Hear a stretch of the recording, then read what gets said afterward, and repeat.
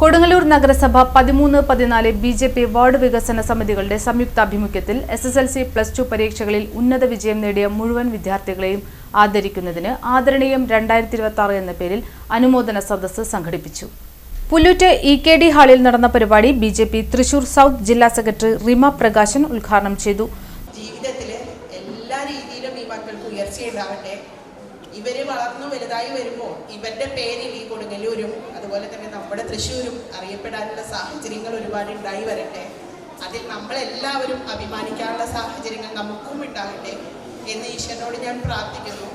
ഒപ്പം തന്നെ ചെറിയ മക്കളും ഉണ്ട് ഇവിടെ, 1ാം ക്ലാസ് മുതലുള്ള മക്കളുണ്ടെന്ന് തോന്നുന്നു. അപ്പോൾ അവരും ഈ ചേച്ചിമാരെയും ചേട്ടന്മാരെയും ഒക്കെ പോലെ തന്നെ വിജയങ്ങൾ കൈവരിക്കാനായിട്ട് ശ്രമിക്കുക. നിങ്ങളുടെ കഴിവിൻ്റെ പരമാവധി നിങ്ങൾ ട്രൈ ചെയ്യുക. ഫുൾ A+ വേണമെന്നൊന്നും കമ്പലായിട്ട് ഞാൻ പറയില്ല. ഞാൻ എൻ്റെ മക്കളോട് അങ്ങനെ പറഞ്ഞിട്ടൊന്നുമില്ല. കാരണം ഓരോ കുട്ടികളുടെയും കപ്പാസിറ്റി വ്യത്യാസമുണ്ട്. അപ്പം അതിനനുസരിച്ച് നിങ്ങളുടെ കഴിവുകൾ ഉപയോഗപ്പെടുത്താനായിട്ട് നിങ്ങൾ ഓരോ സാഹചര്യങ്ങളും ഉപയോഗിക്കുക.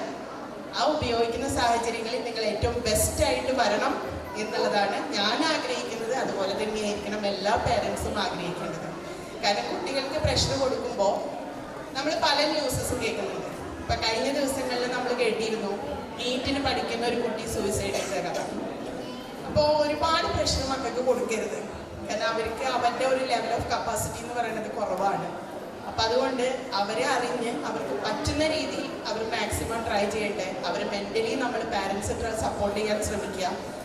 അങ്ങനെ മുന്നോട്ട് അവർ വളർന്നു വരിക എന്നുള്ളതാണ് ഞാൻ ആഗ്രഹിക്കുന്ന കാര്യം. ഒരു അമ്മ എന്നുള്ള ലെവലിൽ ഞാൻ എൻ്റെ 2 മക്കളോടും പറഞ്ഞിട്ടുള്ള കാര്യം അത് തന്നെയാണ്. 13ാം വാർഡ് കൗൺസിലർ ON ജയദേവൻ അധ്യക്ഷത വഹിച്ചു.